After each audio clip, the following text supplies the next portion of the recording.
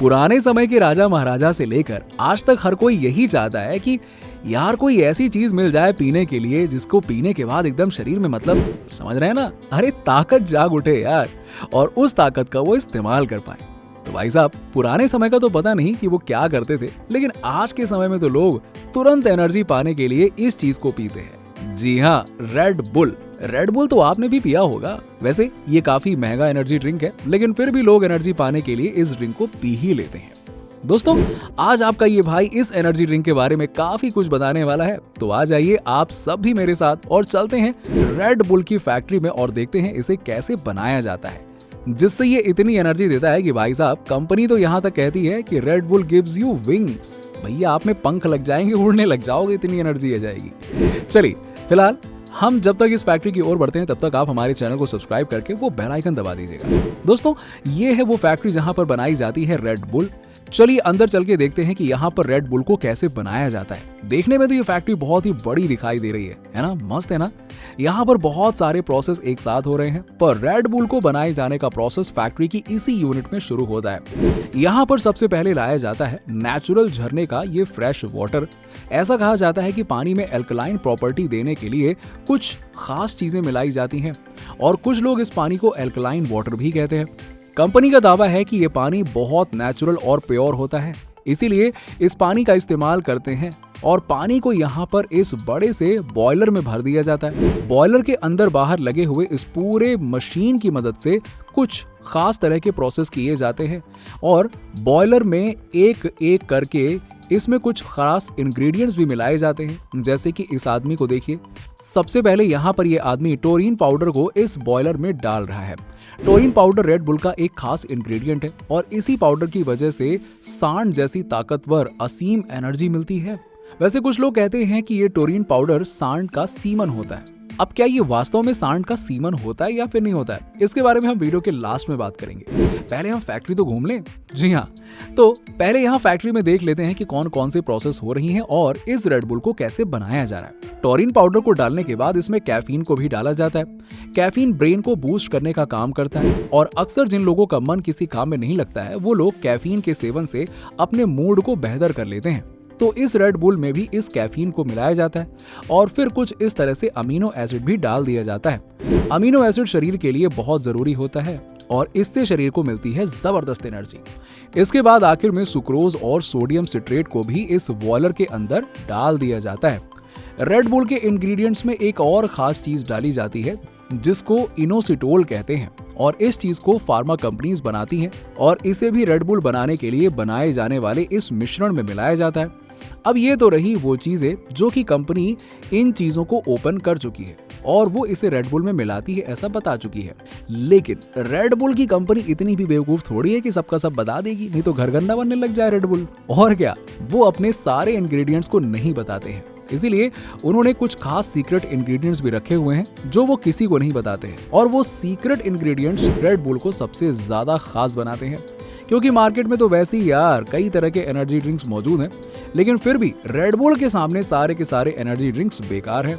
इस secret ingredients के बारे में रेड बुल के कर्मचारी को भी नहीं पता होता है। बस इसे फैक्ट्री में पहुंचा दिया जाता है और बोला जाता है कि भैया डाल दो, पूछो ना क्या है, और फैक्ट्री के वर्कर्स इसे इसमें मिला देते हैं। अब सब मिला देने के बाद बॉयलर में कुछ खास प्रोसेस करने के बाद खास तरह के लिक्विड को बनाया जाता है, और बॉयलर से बाहर ये खास तरह का लिक्विड निकलता है, और इसे एक बार फिर से मशीन में डाल दिया जाता है, और ये मशीन इस लिक्विड के साथ कुछ ऐसे प्रोसेस करती है जिससे उसमें झाग बन जाता है, और ये और भी ज्यादा अच्छे से मिक्स हो जाता है। अब इस प्रोसेस के हो जाने के बाद ये झागदार लिक्विड थोड़ी थोड़ी मात्रा में लैब में टेस्टिंग के लिए कुछ इस तरह से छोटे छोटे कंटेनर्स में भर लिया जाता है, और अब लैब में इसकी टेस्टिंग की जाती है। फैक्ट्री के अंदर बनी हुई इस लैब में फूड एक्सपर्ट्स और साइंटिस्ट इन सैंपल्स की टेस्टिंग करते हैं, और इनकी रीडिंग्स को इस तरह से नोट कर लेते हैं। सब कुछ अच्छे से देखा जाता है कि इसे पीने के बाद बॉडी में किस तरह के इम्पैक्ट होंगे, और बॉडी को कौन कौन से एलिमेंट्स कितनी मात्रा में मिलेंगे, जिससे बॉडी तुरंत एनर्जेटिक बन जाएगी। अगर सब कुछ सही मिलता है तो यहाँ लैब में एक्सपर्ट्स के द्वारा इसे हरी झंडी दिखा दी जाती है, और यहाँ पर फैक्ट्री के इस बैच में इसे तैयार किया गया लिक्विड अप्रूव हो जाता है। यही लिक्विड असल में रेड बुल के कैन के अंदर भरा हुआ वो लिक्विड है जिसे आप पीने वाले हैं। तो यहाँ पर फैक्ट्री के इस हिस्से से ये लिक्विड फैक्ट्री के दूसरे यूनिट में पहुंचाया जाता है, जहां पर इसकी फिलिंग का काम शुरू होता है। कैंस में इस लिक्विड को भरने के लिए फैक्ट्री के एक दूसरे हिस्से में यहाँ पर इस तरह के कैंस को बनाया जाता है, और जहां पर सबसे पहले एल्यूमिनियम शीट के इस रोल को देखिए। इसी रोल को एक ऑटोमेटिव मशीन में फिट किया जाता है, जहां पर यह मशीन इस एल्यूमिनियम शीट को छोटे छोटे टुकड़ों में काट देती है। छोटे पीस बन जाने के बाद अब ये टुकड़े एक मोल्डिंग मशीन की ओर भेजे जाते हैं, जहां पर इस तरह की ये मोल्डिंग मशीन इन शीट्स को मोल्ड करके इस तरह के कैंस के आकार में इसे बना देती है। कैंस यहाँ पर बनकर तैयार हो जाते हैं, पर अभी भी इन कैंस के ऊपर कंपनी की ब्रांड नेम और बाकी की डिटेल्स तो प्रिंट करना है ना, जिसके लिए इन्हें कैंस को प्रिंटिंग मशीन की ओर भेजा जाता है। अब यहाँ पर ये प्रिंटिंग मशीन इन कैंस को देखते ही देखते तेजी से प्रिंट करने का काम शुरू कर देती हैं, और फटाफट ये कैंस एक एक करके प्रिंट हो जाते हैं, जिसके ऊपर कंपनी के नाम के साथ रेड बुल के इंग्रेडिएंट्स, कैलोरीज, एक्सपायरी डेट, सब कुछ अच्छे से सारी की सारी डिटेल्स प्रिंट कर दी जाती हैं। प्रिंटिंग का काम कंप्लीट हो जाने के बाद अब ये कैन पूरी तरह से तैयार हो चुके हैं। इन कैंस को एक कन्वेयर बेल्ट पर रखकर इन्हें फिलिंग एरिया की ओर भेज दिया जाता है, जहां पर इनके अंदर रेड बुल के इस लिक्विड को भरा जाएगा। फैक्ट्री के दूसरे हिस्से में पहले से तैयार हुआ रेड बुल का ये लिक्विड यहाँ इस फिलिंग मशीन के अंदर भर दिया जाता है, और अब कन्वेयर बेल्ट पर आते हुए इन खाली कैंस में ये फिलिंग मशीन फटाफट तय क्वांटिटी के हिसाब से रेड बुल को भरना शुरू कर देती है, और ये काम जल्द ही कंप्लीट हो जाता है। अब इन कैंस के अंदर रेड बुल भरा जा चुका है और इन्हें सील पैक कर दिया जाता है, और फिर आखिरी में कई सारे कैंस को इकट्ठा करके दफ्ती के गत्तों में इस तरह से पैक करके इन्हें बड़े बड़े ट्रक्स की मदद से दूर दूर तक पहुंचाया जाता है। चलिए, यहाँ पर हमारी रेड बुल तो इस फैक्ट्री में बनकर तैयार हो चुकी है, लेकिन रेड बुल को लेकर जो सबसे बड़ा मिथ जो काफी ज्यादा वायरल होता है, जिसके बारे में मैंने आपसे वादा किया था कि आपको आगे जरूर बताऊंगा। तो दोस्तों, रेड बुल के बारे में एक बात कही जाती है कि जिसमें सांड का सीमन मिलाया जाता है। तो क्या वाकई में ये बात सच है? असल में रेड बुल में अपार शक्ति देने वाला जो खास एलिमेंट मिलाया जाता है वो टॉरिन नाम का एक पाउडर होता है, और ऐसा माना जाता है कि ये खास तरह का एसिड सांड के सीमन में मौजूद होता है।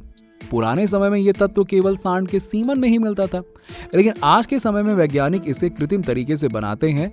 तो आज जो आप रेड बुल पी रहे होते हैं ना, उसमें पाए जाने वाला टॉरिन नाम का ये एलिमेंट लैब में बनाया जाता है, ना कि सांड के सीमन से निकाला जाता है। और इसीलिए बेफिक्र हो जाइए, और रेड बुल में इस तरह से सांड का सीमन नहीं मिलाया जाता है यार। और ये रेड बुल के कॉम्पिटिटर्स की एक चाल होती है जो रेड बुल की मार्केटिंग और उनकी छवि को खराब करने के लिए फैलाई जा रही थी।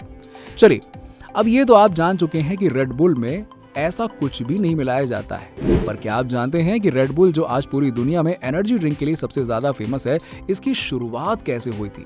लगे हाथ दोस्तों, आपको ये भी बता देता हूँ। देखिए, 1976 में थाईलैंड में जापान की एक कंपनी लिपोविटान डी नाम के एक खास तरह के सिरप को बनाती थी, जो लोगों को एनर्जी देने के लिए दवा की बोतल में बिकती थी। अब ये सिरप इतना ज्यादा महंगा था कि इसे बस कुछ अमीर लोग ही खरीद पाते थे।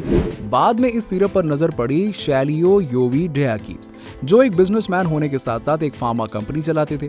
इन्होंने इस सिरप को थोड़ा सस्ता और पीने में इसके स्वाद को थोड़ा और बेहतर करके इसे एक दूसरा नाम क्रैटिंग डेंग के नाम से लॉन्च किया, जिसका इंग्लिश में मतलब रेड बुल ही होता है। ये ड्रिंक थाईलैंड में बहुत तेजी से मशहूर हुआ, लेकिन अभी भी थाईलैंड के अलावा दूसरे देशों में इस ड्रिंक के बारे में कोई नहीं जानता था।